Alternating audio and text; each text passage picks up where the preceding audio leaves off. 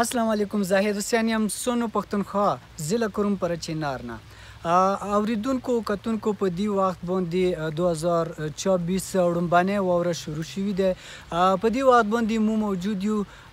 د ضلع کوم میکه په سیمه کې چې دا سیمه نه صرف سپرلی او د ګرمۍ په موسم کې د سیلګرو پر مهم ځای دی بلکې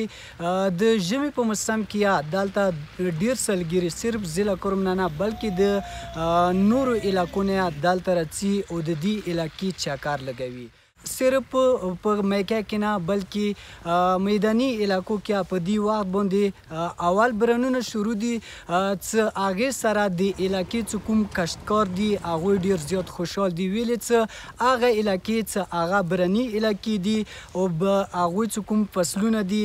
نو دې برنو سره به هغوی ته ډېره زیاته فایده ورسیږي